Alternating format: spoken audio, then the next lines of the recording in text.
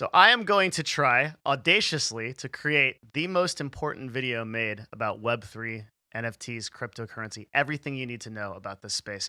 And I'm doing that because I made a tweet and I got a lot of responses to that tweet. I'm Devin Nash. I run a creative agency. That's a creative agency that connects brands together with influencers. We do hundreds of thousands of dollars, millions of dollars every year in deals, connecting brands together with influencers to advertise stuff. And one of the things that I'm seeing a ton of is cryptocurrency and NFT advertising deals. Tons of people that are running these projects in the cryptocurrency space, particularly over Ethereum or Solana, that are coming to us and saying, hey, do you have any influencers that can do this? And I made this tweet and I got a lot of responses, over 150 people that are interested in advertising NFT and cryptocurrency related projects. But I was also very surprised by the negative response of many people that are saying, okay, this is like a total waste of time. NFTs are all scams. And I'm going to create a video that not only bakes a ton of success principles, like being a successful person, into it as best that I can, but also a video that explains Web3 to the best of my ability and where we are at with it, particularly in the context of someone who is working on the bleeding edge of this, that I'm seeing this every day and I'm seeing these deals go through and I'm seeing the scam and the BS. And I'm also seeing the legit, really impressive projects that are coming through that are taking, that I think will take, that will stand with like AAA games and major projects that will define the future of the industry. So I want to talk about that today. Now, I'm going to start by saying I'm not a thought leader in this space. The cryptocurrency space is really complicated. I'm a thought leader in the gaming industry, hopefully, and I'm going to try to do my best to sort of explain Web3 and why it matters. And to do that, we need to start all the way back with the internet and Web2. So there's a lot of ways to define Web2. And if I were to define Web2, the way that I would define it is through the protocol HTTP. So HTTP stands for Hypertext Transfer Protocol. Okay. And what it was basically, to define HTTP in any kind of way, you'll see like in any, well, now they've taken it out of Google Chrome, but you'll see http.twitter.com is like the basis of all websites, right?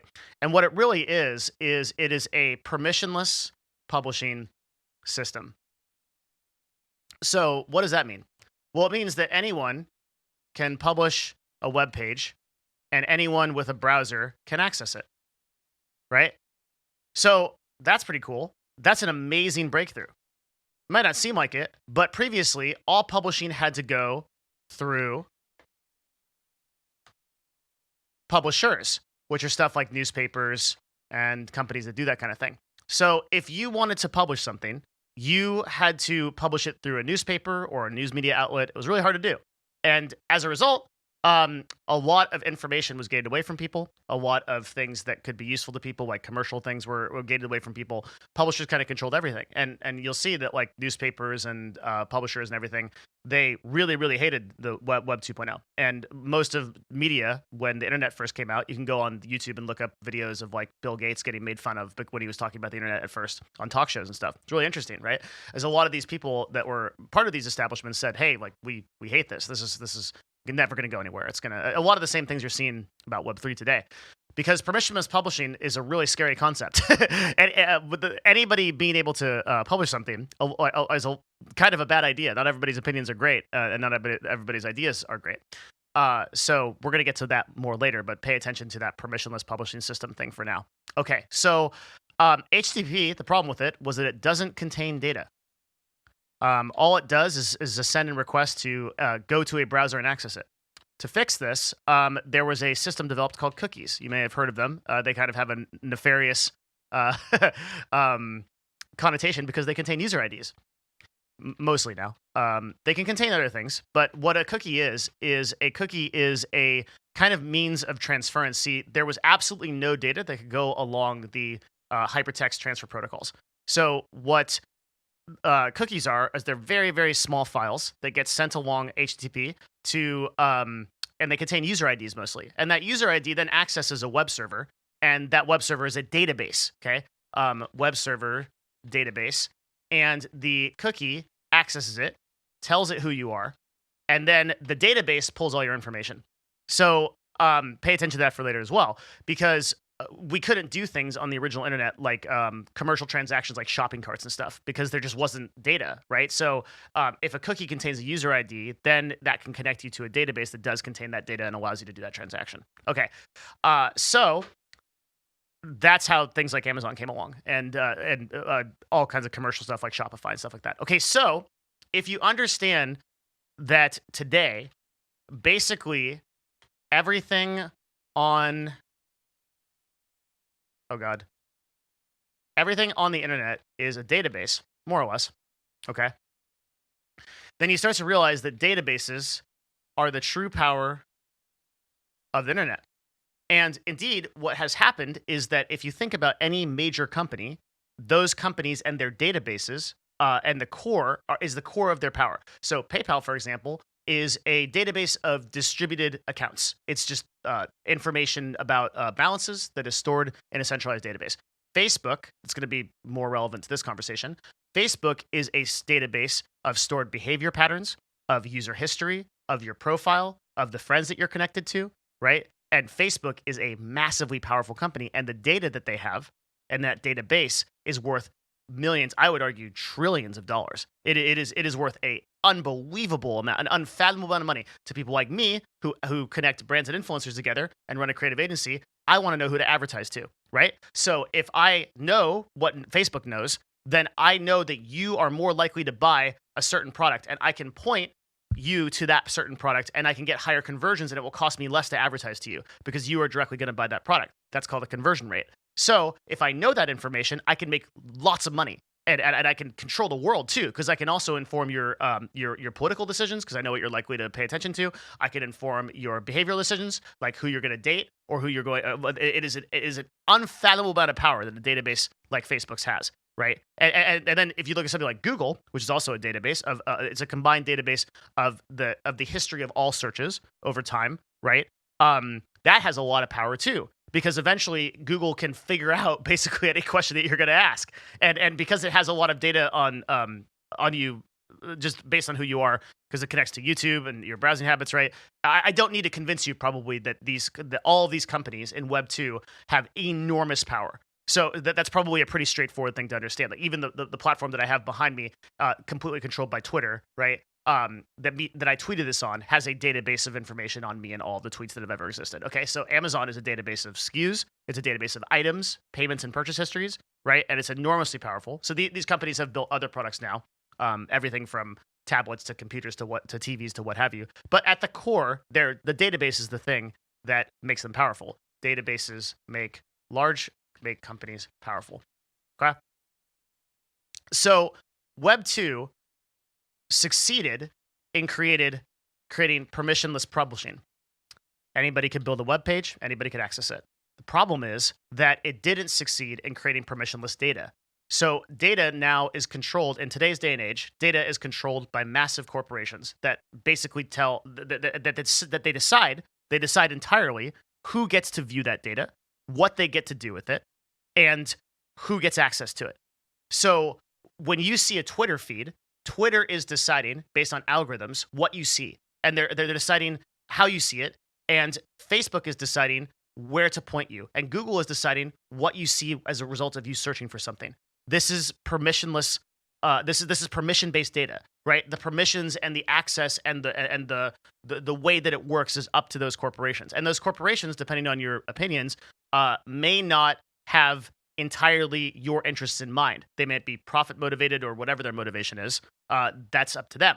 Okay, so before Web 3, we had no concept of how to create permissionless data. The internet's just controlled by these companies, and it's getting worse and worse. And we're seeing all these studies come out that people on TikTok are depressed because they are watching lifestyles that aren't theirs, and on and on. Okay, so I don't need to go into that huge deep rabbit hole, but like it's not a great situation. It's better than it was, right? Because these companies came as a result of Web 3 and now have built these amazing things. And I like ordering stuff to my door through Amazon through 2-day free shipping. That's neat, right? But there's problems with it. So what Web3's real innovation is, we can kind of go back to Bitcoin and the infamous anonymous Satoshi, right? The person who supposedly created it. And we can look at like what Satoshi actually did, like what it did Web3 actually do. Why did it improve on this system? Because if you think about it, a blockchain, right, is just a worse database. It's a worse database than these companies have. It's slower. It requires more storage. It has higher computational power, and it takes more energy. It takes more energy to run it. So what the hell is the point of running a blockchain? Like, there's other systems and technologies that do this better, right? Well, the single small difference between a blockchain and anything else, and the innovation that Satoshi made, is that it's decentralized. No single entity or small group of entities control it. Now, there's going to be a lot of people that roll their eyes because they're going to be like, oh, God, the decentralization argument. But they don't understand what decentralization is. And that's what I'm explaining. It's why I've done all the homework to kind of like go back and explain this all the way back from HTTP. What decentralization, people think that what decentralization is, oh, no government controls it. But what decentralization really is permissionless data publishing. What Satoshi actually did was he created a concept called proof of work. And proof of work means it randomizes who gets to validate that a transaction is true, okay? Which created a permissionless network that anyone can join or leave as a node or a miner in consensus, which allows custodial transactions. I'll explain this in a second. Just bear with me, okay? So the innovation here is that now, instead of a centralized database making all of these decisions and deciding what you do, it's now permissionless. Anybody can do it. Anybody can put data on there. Anybody can move that data around, and it's all public and it's all on the ledger. And anybody can join or leave it, and there is nobody that really controls who can see that or what can be seen. Or who can be seen or what cannot be seen or whatever. So in a centralized system, a truly centralized system like Facebook, right? Transparency goes out of the window because there's no guarantee that there's no guarantee of anything, right? There's no guarantee that anything is publicly viewable. Like, you can't see what's going on in that database, and records of transactions can be altered or can be changed, or anything can be changed. I mean, like, Facebook literally controls all of it. But if Facebook put that stuff out there publicly, you couldn't confirm that it would be manipulated or not. But in a permissionless system that is all public, you can confirm all of those things. So with something like Bitcoin, there are many different things that you get, right? And Bitcoin is just the very edge of, like, the very tip of this iceberg, right? This is like the very beginning of Web3. You can liken this to like the Wright brothers, like, first plane, right? And now we're flying around in 757s with like 3 stories on them and really great first class benefits. So I hear. There's not enough subscribers on my YouTube channel to make me experience that. So please hit the subscribe button if you like this so far. Okay, so you get transparency, right? Because both in the code itself, and which is a really important concept, and in the ledger, right? That's publicly viewable by anybody with an internet connection. You also get total immutability, right? That transactions can't be altered. Okay, and you get security because nobody can come tell you can't do something, right? Like, a government can restrict your access to it via the internet, but they can't, like, go into it itself or take your private cold storage key that you have, under your mattress somewhere that they don't know about, and take your money. Whereas, the government can absolutely take your money, and they will if they want to. Like, the IRS, like, if you don't pay your taxes, the IRS will withdraw money from your bank account, right? Now, the governments can still control this process through means of, like, the United States fairly recently classifying cryptocurrencies as security, making it a taxable event, right? So once you transfer things into US dollars, they can control that again. But this stuff is decentralized. It's mostly controlled by an autonomous, non-custodial network, which means, somebody's not a custodian, and somebody's not telling it what to do. So people think that true decentralization means, like, you're away from any form of control. A lot of people have pointed out that some of the problem with the current iterations of like Web3 is that a lot of it is VC backed, and a lot of these VCs own a lot of these nodes, right? So they think that these decentralized networks are actually centralized because a lot of these VCs own these nodes. But that kind of decentralization is just defined by network topologies. We're getting a little bit complex here, but, like, things like Bitcoin and Ethereum are built in such a way that the number of validators and stakers that come onto the networks automatically decentralize it over time. It just becomes more distributed as more money goes into it. So there's a lot of debate to go into that. But regardless, cryptocurrency is often criticized for not being truly decentralized, but that doesn't matter because for all extensive purposes, it gives power back to the users. I'm gonna like bring this back around. We've spent the last like 4 minutes being technical, and I've probably lost half of you. But I want to like circle this around to like why this actually ultimately matters. Okay, so like all an NFT is, right, is a link to a place on a public ledger like Ethereum or I'll say ERC20 for short, or like Solana, that says, yes, you own this. So it's an immutable link to a place that says, yep, you own that Bored Ape. And you own that stupid picture of an ape, you own that stupid wiggly worm, or you own this MTX that was created by a game. You own it, right? It's yours. And it's immutable yours. It's transparently yours. Everybody can see that. And then everybody goes, okay, well, who cares, right? Like, that's all it is. That's all an NFT is. It's just a link to a place that says, yes, you own something. You own a digital good, okay? But therein is the actual magic of it, right? The individual and the person can decide what that price is and do a transaction for it outside of any oversight or platform telling you that you can or can't do it, or how much it costs, or all sorts of other things. So previously, when you bought an MTX in a game, it's that game publisher that owns that MTX actually, and they sell it to you.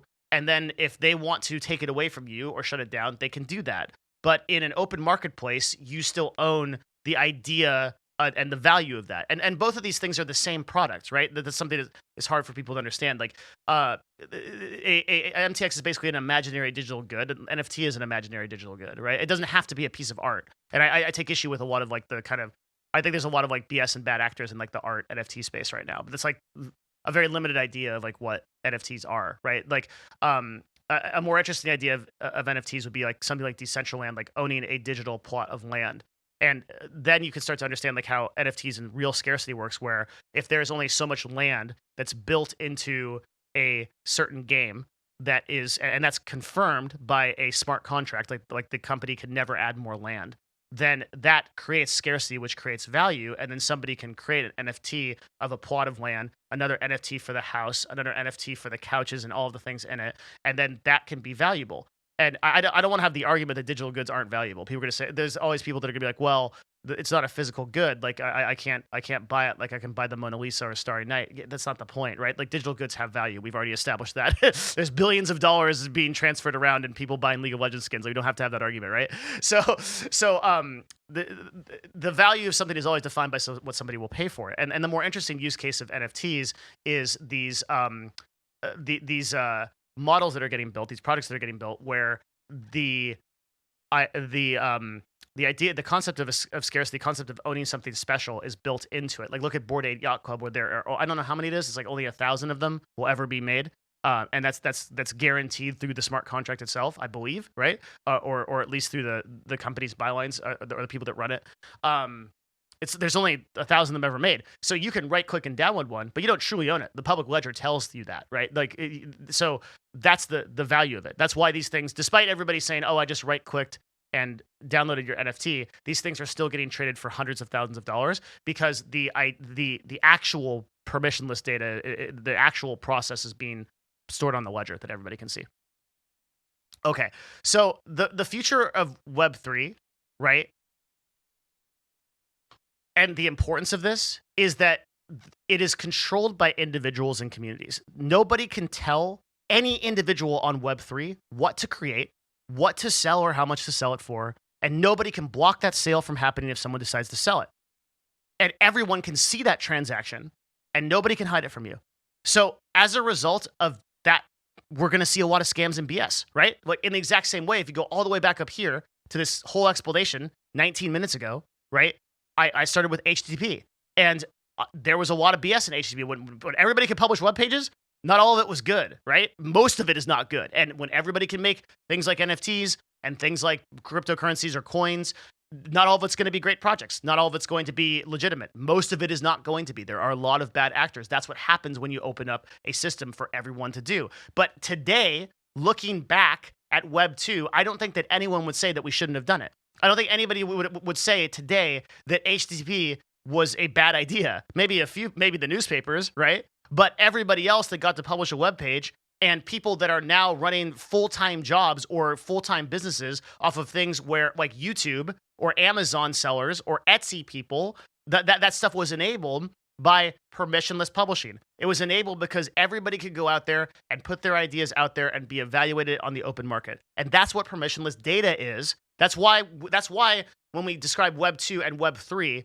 Web 3, that number that we're going one up, right? Web 1 was like ARPANET. It was like two military computers talking to each other. Web 2 is HTTP. Web 3 is a true innovation on Web 2. It is fundamentally different because it's permissionless data. That's never existed before. We never had that ability before Bitcoin papers came out. That was not a concept. It's really important to know, right? So nobody can block this from happening. Permissionless publishing allowed everyone to have a voice, and now permissionless data allows everybody to do something with it. So not everyone's idea or opinion is going to be great, and beyond that, a lot of them are going to be predatory, right? Some of the systems on Web 2 were developed to try to combat that, like Amazon's review system. Now that's not without its problems, right? But what remains central to that is that review system is still platform controlled, right? I don't like how YouTube removed the dislike button, for example. That bothers me a lot. I still feel to this day that it was a bad decision, but I can't do anything about it because I don't own YouTube. It doesn't matter. I just create videos here. They don't care about me, right? They make decisions on their own idea of what is best, okay? And that's not always good. But in a permissionless data environment, anybody can make those decisions. Anybody can create a platform. Anybody can create a coin. Anybody can create an idea. Anybody can create a project that moves things forward and makes things better. So it then becomes up to the individual to drop away the bad actors and look at the projects that are interesting, because for every bad actor there's going to be a few people that are developing really awesome stuff, and that's the kind of thing that I'm getting excited about. I'm getting excited about a lot of these like really high quality games that will put NFTs into them in a way that gives players greater ownership than they ever could before. I'm really excited about like bigger projects that are going to be in the cryptocurrency space that are redefining the way that we do transactions and the way that companies work together, and just make it so much easier. As I'm increasingly taking payments in things like Ethereum or on the Solana network because the gas fees are better, right? I'm seeing like the ease of use of doing this and not having to go through banks and things like that. You have to be in it. So one of the reasons why it's so hard. So these are the kind of projects, like these really innovative projects that people are working on that I think are going to come to define Web3. Like I'm really excited about certain play to earn opportunities. I mentioned them before, like Axie Infinity. That's like a really cool opportunity that we're seeing in Southeast Asia. People who have phones, but they have like regular construction jobs, are getting $12 to $15 a day, which when translated into their currency is significant, and is like people in the Philippines and Southeast Asia that are making income as a result of playing video games. That's a concept we couldn't do 5 or 10 years ago. It's super exciting. But like if you just look at NFTs as like the base idea of like a wiggly worm art that's selling for $200,000, like of course, like if you just define something by its bad faith actors, like if you define something by its bad faith actors, you will always be disappointed. And this is the argument that I see levied against Web3 again and again and again. It's like, well, look at all these bad people that are doing bad things. So you don't understand that you sound exactly like those old media companies that were saying, look at all these people that are making web pages that are scams and bad. And like, now look at what happened. Okay. And it's exactly the same thing. And that's why I want to, like, the last thing I really want to talk about in this video is the idea of disruptive innovation. And I think if you listen to this part, I'm going to translate everything that I can translate about what I've realized success is over time through this idea of disruptive innovation. Before that, I just want to thank everybody for coming out for this video. You have reached the secret part of the video where if you're still watching this 24 minutes in, leave a comment and tell me, because you're amazing. Thanks for watching this whole thing. You might, if you're a new person, you want to subscribe as a result of that, like subscribe to my YouTube channel, it'd be great. Come check me out at all these places. It's just on my Twitter at twitter.com/Devin Nash. I also have a Patreon. You can support patreon.com/Devin Nash. It's on Web 2. It's a platform that allows me to do this kind of stuff. It's pretty cool, right? But maybe one day NFTs could be subscriptions for it via Web 3. Anyway, you can support me there. But yeah, thank you just for taking the time to watch this video. So I want to talk about success and the nature of disruptive innovation. I want to talk from the heart on this. Okay, so in 2012. I started streaming on a platform called 1012. I'm a vampire. I started streaming on Twitch in 2012. And you know what the prevailing thought was at that time? It was that I was wasting my time. Most people made fun of me. They did. Like, I remember being on airplanes and trying to explain to people what I did, and people just made fun of me. Like, people made fun of me all the time. Thought it was a BS. And today, I'm one of the top 1% influencers on that platform. Even still, after not streaming for 6 months, I still am. And now everyone wants to be a Twitch influencer, and being a YouTuber is the most desired full-time job in the United States. In 2015, I got into something called esports. Know what everybody thought about esports? Everybody thought it was BS, and everybody made fun of me. And then in 2019, I helped sell a company to Madison Square Garden with my co-founder George, right? Who we sold CLG. Okay, and so I've started to see that what success really is, and why it leaves people behind, is creating value and innovation where most people don't think to do it, or think it's not there. Like, why is it that I think about this so often. It's like, why is it that people don't become successful? That such a low percentage of people become successful. And then I go to my Twitter and I look at the replies to me not even making a statement about Web3 or its efficacy, just a statement about my creative agency looking for influencers. And the number of negative responses, the number of people that just say that I'm a scammer, that I'm just looking to make a quick buck, despite the fact that I have built the equity of all of my videos and all of the work that I have done in this space, and there's been no claim or credible claim laid against me of any kind of scam or BS or anything like that. And there never will be, by the way. Despite that, people all just calling BS on this. And I've realized that that in my life, almost all of the times that I've been most successful, so like when I built a big stream or when I got into esports, it was during a time where the prevailing opinion of the public was that I was wasting my time and failing. But so I've actually learned that an indicator for success is when everybody thinks it's not going to work and BS. Like, I love the fact that, like, as of the time of this video of filming, cryptocurrency is like 50% down. Like, I love it. Like, right? I've lived through 2 of those cycles. I bought into Ethereum at $150 and it dropped down to I don't know, went up to like 900, dropped down to like 150 again. No problem buying on the way up. Today it's like 2,600 as of the time of this filming this recording. Who knows what it'll be later? It'll be higher at some point. Maybe it'll be lower for a while, but eventually it'll be higher because of the fundamentals that I think I've explained in this. So I've realized that, like, the prevailing opinion of the time was that I was wasting my time. And people can be the exact same way with this. In fact, most people will be. Most people will never pay attention to, and they will hold you down from the things that you try to do to make you successful. And I can tell you, to the few people that are listening that are not naysayers, that are willing to keep an open mind, I will tell you, the things that you do in your life that will be most successful, the things that you do in your life that will be most successful are the things that people doubt you in doing. You just look and people will think that you can't do it. And you can be this, like, most people will be, the world will pass them by. People are building multi-million-dollar empires on the back of emerging technologies. They're supported by billionaires at places like Y Combinator, Greycroft, Sequoia, right? Those people will be wrong and their lives will be no better for it, right? Or the few people that open their mind, really try to understand and understand the tech and the use cases and what's happening in the world, will leave everybody else behind again and again, because most of those people are just kept safe in mediocrity. And the vast majority of them are doomed to live that way because they're going to be in a closed mindset for the rest of their lives.